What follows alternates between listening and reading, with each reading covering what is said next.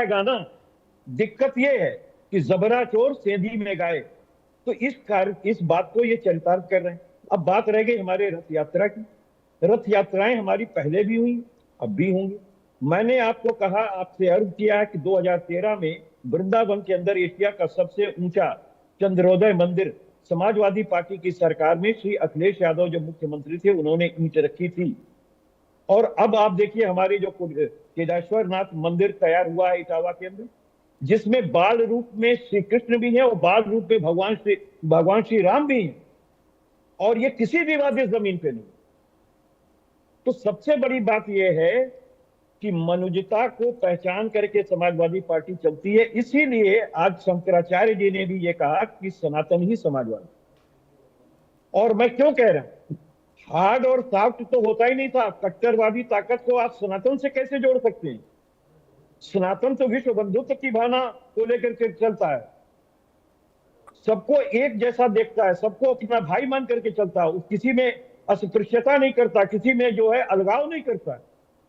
तो ये तो भारतीय जनता पार्टी के अंदर कूट कूट करके भरी हुई है। उत्तर प्रदेश के मुख्यमंत्री को कहने के लिए, अपना चेहरा बचाने के लिए कोई जगह नहीं मिल रही है। राम मंदिर के जो एसआईटी इन्होंने सेट किया, उस पर लोग, जनता पूछ रही, भाई एसआईटी का अध्यक्ष, उस पर 420 467 का केस विचारण चल रहा है मेरठ में। आपको क्या छल कपट धोखाधड़ी कूट रचित दस्तावेज तैयार करने वाला व्यक्ति ही मिला था एसआईटी का अध्यक्ष? तो कैसे निष्पक्ष जांच होगी? वो तो वही करेगा जो भारतीय जनता पार्टी चाहेगी, जो विश्व हिंदू परिषद चाहेगा, जो आरएसएस चाहेगा।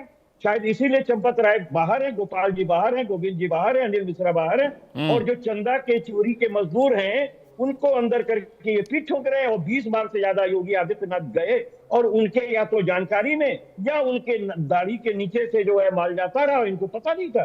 और सबसे बड़ी बात ये कि जिसने न्यास को रचा, हमारी केंद्र सरकार ने बाकायदा संसद के अंदर उन्होंने उद्बोधित किया और उन्होंने एक ट्रस्ट की रचना की, उसमें सब विश्व हिंदू परिषद, आरएसएस और भाजपा के लोग, और सब चोर निकल गए। एक दूसरे पे ब्लेम है।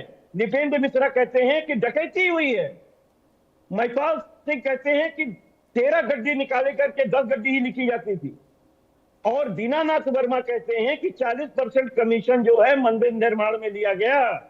तो वहां भी तो डकैती चल रही जी। ठीक है कबीर भाई। तीसरी बात, सबसे बड़ी बात कि जितनी नियुक्तियां हुई हैं, 18,000 के लोगों का सिग्नेचर करा के 12,000 रुपया दिया गया है चंदा चोरी के मजदूरों को। और शिलाएं गायब, भार गायब, चंदा गायब, चढ़ावा गायब। ठीक है कबीर भाई, ज्यादा वक्त नहीं है, मैं चाह रहा हूं सारे प्रवक्ताओं को मौका मिल जाए। मैं बीजेपी प्रवक्ता के पास जा रहा हूं। अपनी बात आपको खत्म करके कह रहा हूं जी।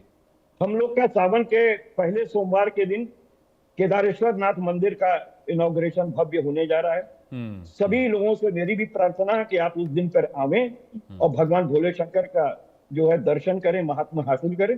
उसके बाद से जो समाजवादी यात्रा हमारी जहां जहां निकलेगी, जहां जिस भी धर्म के ऐसे स्थल पड़ेंगे, हम सभी जगह जाएंगे, क्योंकि हम समाजवादी लोग हैं। हम ठीक है कबीर भाई, पॉइंट टेकन। डॉक्टर कौशल कांत मिश्रा, राम मंदिर जाने की फुर्सत तो अभी अखिलेश यादव को नहीं मिली और रथ यात्रा का ऐलान कर रहे हैं और ये कह रहे हैं कि धार्मिक स्थलों से रथ यात्रा निकलेगी। भले समाजवादी पार्टी के प्रवक्ता लीडर इस बात को मना करें, लेकिन मजबूरी में उन्हें सॉफ्ट हिंदुत्व का तो रास्ता अख्तियार करना ही पड़ा है। अगर ये बात थी तो फिर वो और भी तरीकों से राजनीति कर सकते थे। पिछला चुनाव आपको याद ही है। लेकिन ये भले न कहें समाजवादी पार्टी के नेता या प्रवक्ता, लेकिन दिखाई तो यही दे रहा है। राम मंदिर जाने की फुर्सत नहीं थी, लेकिन रथ यात्रा निकालेंगे। अमित जी, इससे अच्छी क्या बात है। वो लोग जो रथ यात्रा रोकने वाले होते थे आज खुद रथ यात्रा की बात कर रहे हैं जी। वो लोग जो राम को काल्पनिक बताते थे, जो राम मंदिर की जगह पे कहते थे यूनिवर्सिटी बना दो, विद्यालय बनवा दो, अस्पताल बना दो, वो खुद अब मंदिर बनाने लगे हैं। वो जगह जहाँ सैफई में महोत्सव होता था, उस जिले में मंदिर बन रहा है। अच्छी बात है, कम से कम अधर्मी लोग धर्म पे तो आए। इससे अच्छी क्या बात हो सकती है। और जहां तक रही राम मंदिर की चोरी और जो वहां चढ़ावा में जो गड़बड़ी हुई है, उस पर मैं खुल के बात करना चाहता हूं। सिर्फ ये कहना चाहता हूं अमित जी कि मर्यादा पुरुषोत्तम भगवान राम, मर्यादा पुरुषोत्तम विष्णु के सिर्फ राम में लगाया गया है।